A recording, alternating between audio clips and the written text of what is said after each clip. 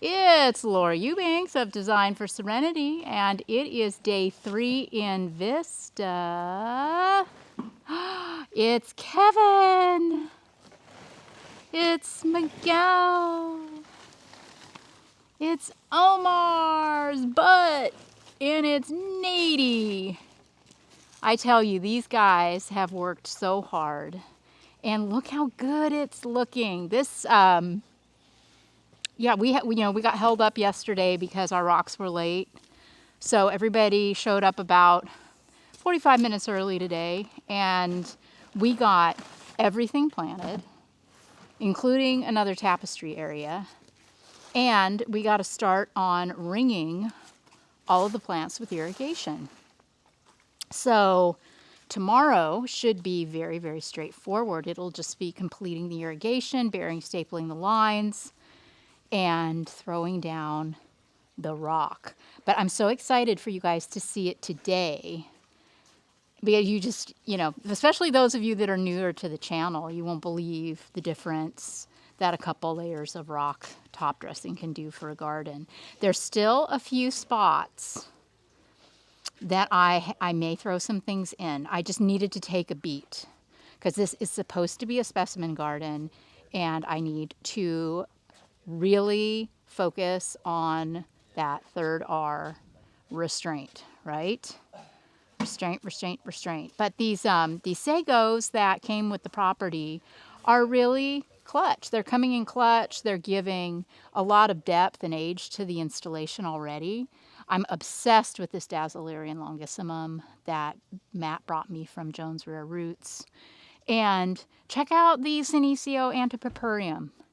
This, kind of nothing burger plant that we found in our client's yard is the perfect solution against this wall. So, yay. I'm going to bring from home a few things tomorrow. Just a couple of fillers. I'm going to bring some Hesperaloe. I think that would be fun, too, to pop into some areas that are, still just a little empty. We also have a couple of more barrel cactus to work into the mix. I need to remember that. And I'm also thinking about pulling in some yellow, the Crassula argentea sunset, the yellow jade, like 3 presentations of that, just to get some bling and some color going in this yard. It's very blue. Oh, another thing that we added, the client loves Kalanchoe orgialis. And the ones that we got, they didn't look the best. They were a little leggy and kind of, so we planted them behind this beautiful boulder. And it is such a winner. It looks so nice.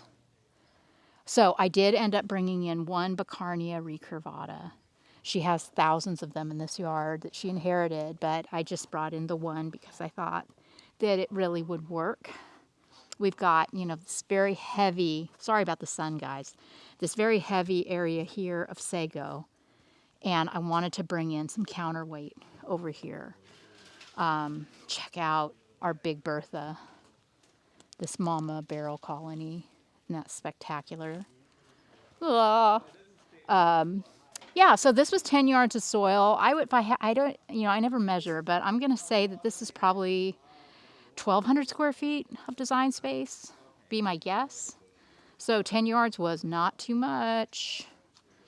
Then here's the tapestry that I popped in today. I went back to Oasis and got some more plants and popped this in.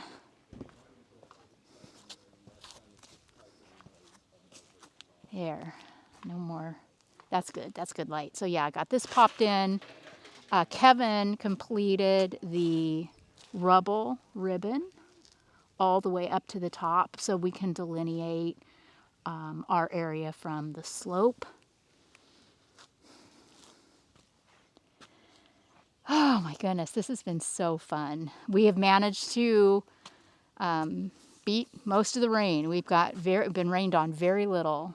So that has been so nice because we weren't sure if we were even going to be able to work today, but not a problem. So yeah, right? Isn't it coming together? specimen garden for the W, am I right?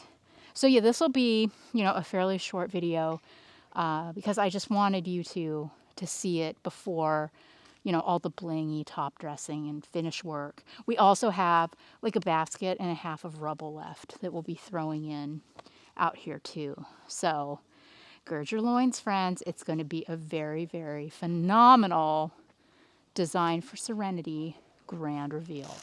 Peace out, guys.